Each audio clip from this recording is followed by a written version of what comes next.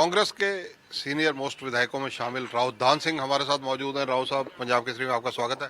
धन्यवाद जनाब। राव साहब, शीतकालीन सत्र में कौन कौन से प्रमुख मुद्दे हैं जो आप उठाने जा रहे हैं? देखिए, सबसे बड़ा तो एचपीएससी और एचएससी के जो मुद्दा आज है उसके बारे में बहुत ज़ोर शोर से उठाने जा रहे हैं। दूसरा, जो यूनिवर्सिटीज़ के अंदर इन्होंने भर्ती एचपीएससी और एचएससी के माध्यम से करने की बात उठाई है, जो कि मैं समझता हूँ बहुत ही अनुचित है।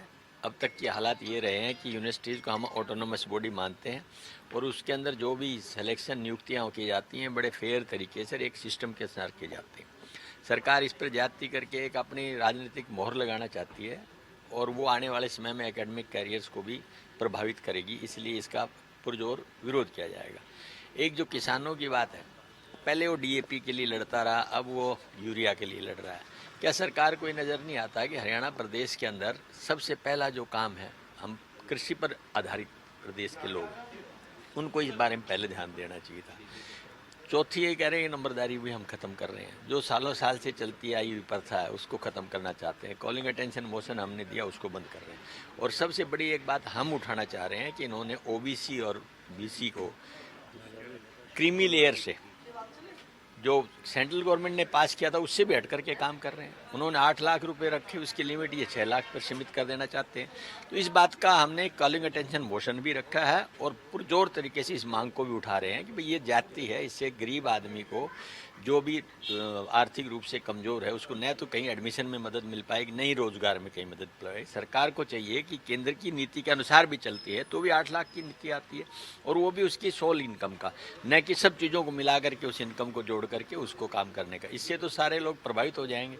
इन बातों को लेकर के हम बहुत ज़ोर से अपनी आवाज़ उठाने जा रहे हैं। क्रीमी लेयर की खास तौर पर हम उठाने जा रहे हैं। राव साहब, जिस क्षेत्र से आप आते हैं, जहाँ का प्रतिनिधित्व आप करते हैं, दक्षिण हरियाणा उसे कहा जाता है। दक्षिण हरियाणा में अब तो केंद्र के कई दमदार मंत्री हैं और उसके अलावा हरियाणा सरकार में भी 2 मंत्री हैं।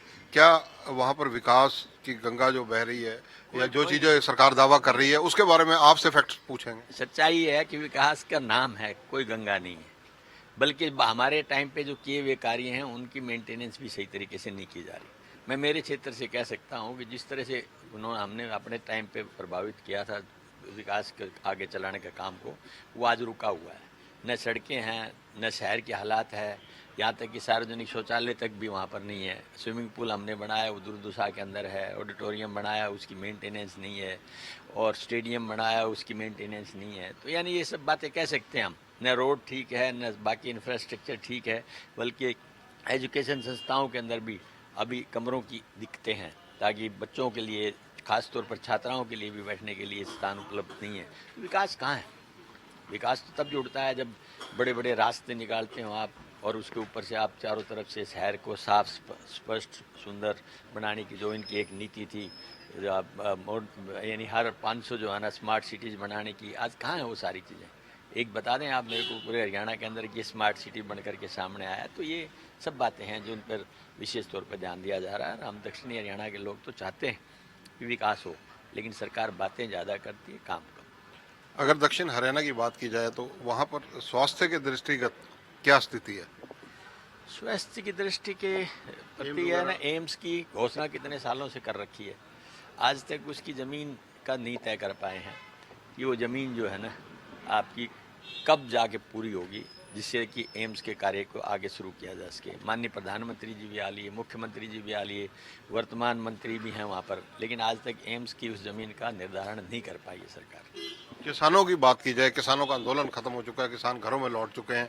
जो किसान इस 1 साल के अंदर मरे, उनको शहीद का दर्जा देने की बात आ रही है, उनको जो है मुआवजा देने की बात आ रही है, एफआईआर सरकार ने वादा किया है विड्रा का।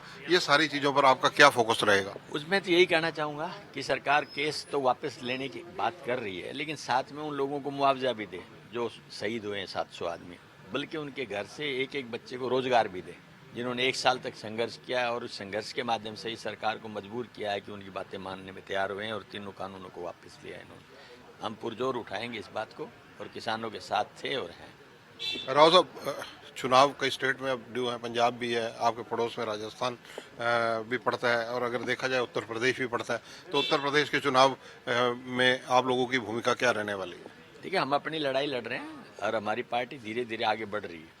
आप देखेंगे परिणाम बड़े आश्चर्यजनक रहेंगे।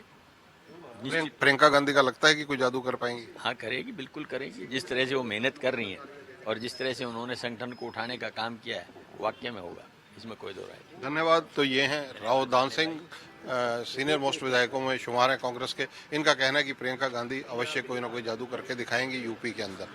कैमरामैन संजय सिंह के साथ चंद्रशेखर धरनी, पंजाब केसरी टीवी, चंडीगढ़। हमसे जुड़े रहने के लिए हमारे YouTube चैनल को सब्सक्राइब करें और नई वीडियो की नोटिफिकेशन के लिए बेल आइकॉन को दबाएं। अगर आप ये वीडियो Facebook पर देख रहे हैं तो लाइक जरूर करें और ज्यादा से ज्यादा शेयर करें। धन्यवाद।